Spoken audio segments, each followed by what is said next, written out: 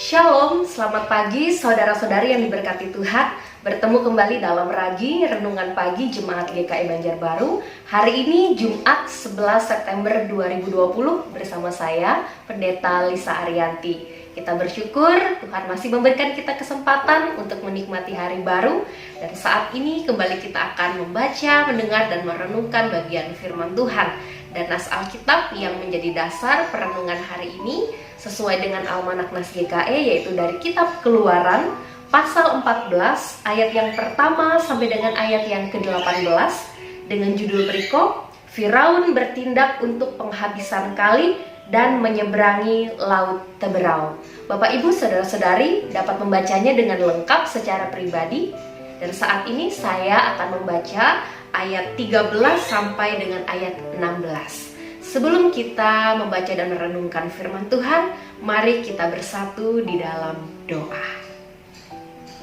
Bapa kami, dalam nama Tuhan Yesus, terima kasih atas hari ini. Terima kasih atas kesempatan kami boleh merenungkan firman-Mu. Kuasailah hati dan pikiran kami dengan Roh Kudus-Mu, agar kami dapat mengerti, memahami, dan terlebih dapat melakukan firman-Mu dengan setia di dalam hidup kami. Terima kasih Bapa, di dalam nama Tuhan Yesus kami berdoa. Amin. Keluaran pasal 14, saya bacakan ayat 13 sampai 16 yang berbunyi demikian. Tetapi berkatalah Musa kepada bangsa itu, "Janganlah takut, berdirilah tetap, dan lihatlah keselamatan dari Tuhan yang akan diberikannya hari ini kepadamu, sebab orang Mesir yang kamu lihat hari ini tidak akan kamu lihat lagi untuk selama-lamanya. Tuhan akan berperang untuk kamu dan kamu akan diam saja." Berfirmanlah Tuhan kepada Musa, "Mengapakah engkau berseru-seru demikian kepadaku? Katakanlah kepada orang Israel supaya mereka berangkat. Dan engkau angkatlah tongkatmu dan ulurkanlah tanganmu ke atas laut, dan belahlah airnya, sehingga orang Israel akan berjalan dari tengah-tengah laut di tempat kering." Tuhan Yesus bersabda, yang berbahagia ialah mereka yang mendengarkan firman Allah dan yang memeliharanya. Amin. Saudara-saudari yang diberkati Tuhan, tema besar dari kitab Keluaran ini menceritakan tentang peristiwa keluaran bangsa Israel dari perbudakan di tanah Mesir. Peristiwa keluaran itu sudah sejak lama dinantikan oleh bangsa Israel. Dan ketika saat itu benar-benar tiba, tentu ada perasaan sukacita yang besar setelah sekian ratus tahun lamanya mereka menjadi budak di Mesir. Namun dalam perjalanan keluarnya bangsa Israel dari Mesir, mereka harus berhadapan dengan berbagai tantangan dan rintangan. Dalam konteks nas kita pada saat ini, pada saat itu bangsa Israel diperhadapkan dengan suatu kondisi yang sulit, di mana di hadapan mereka terbentang laut, yaitu Laut Teberau atau Laut Merah. Ditambah lagi gunung-gunung yang tinggi mengapit mereka di kiri dan di kanan mereka. Sementara Firaun dan bala tentaranya yang tidak rela bangsa Israel pergi, mereka mengejar dan mendekat dari belakang.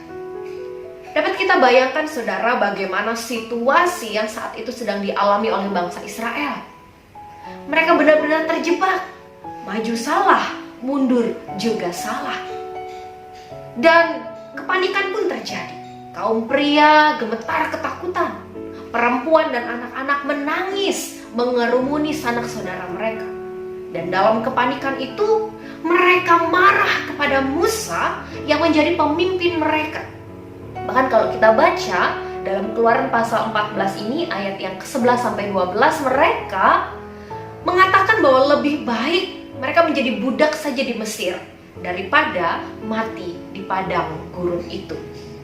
Saudara, kalau kita perhatikan, bangsa Israel ini memang punya karakter sering bersungut-sungut. Penulis kitab Keluaran mencatat bahwa bangsa Israel itu berhenti bersungut-sungut ketika semuanya serba baik. Dan pada saat senang mereka berseru, "Terpujilah Tuhan." Tetapi di dalam kondisi yang tidak baik, mereka pasti bersungut-sungut. Mereka saling menyalahkan Musa, bahkan menyalahkan Tuhan, dan berkata lebih baik mereka menjadi budak di Mesir. Mereka tampaknya lupa bahwa mereka adalah umat pilihan yang pasti dipelihara Allah.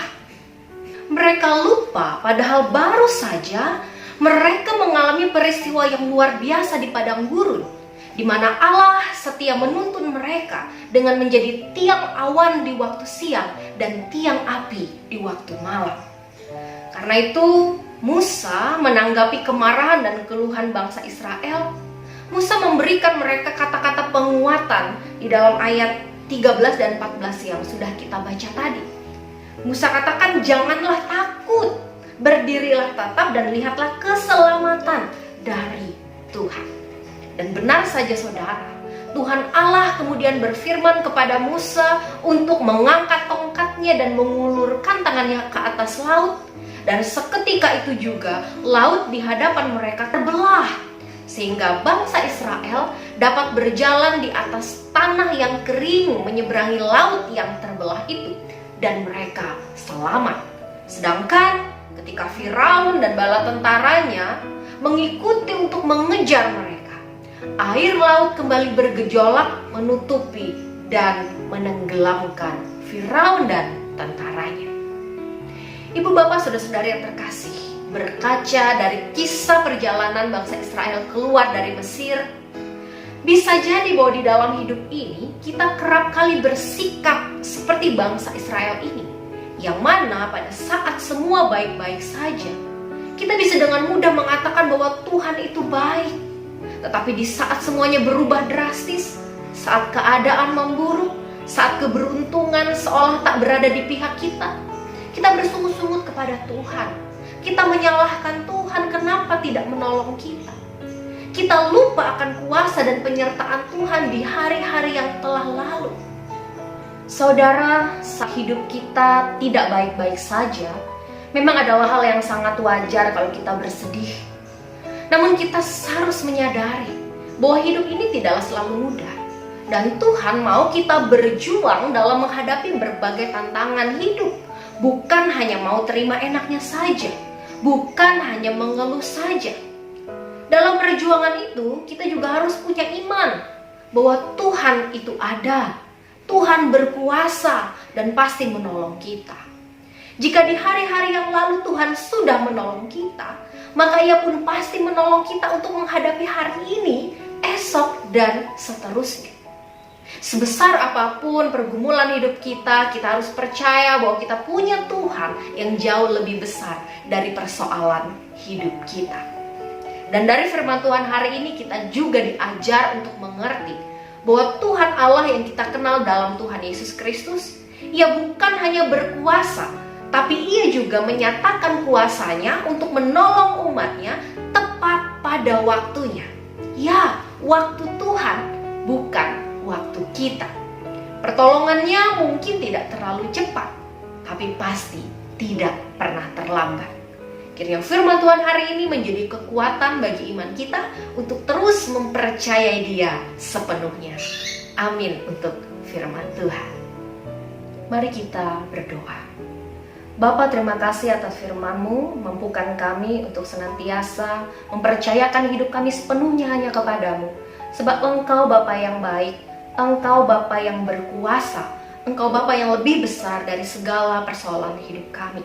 Dan Engkau Bapa yang pasti menyatakan pertolongan di waktu terbaik-Mu bagi kami. Terima kasih Bapa, di dalam nama anak-Mu Tuhan Yesus kami berdoa.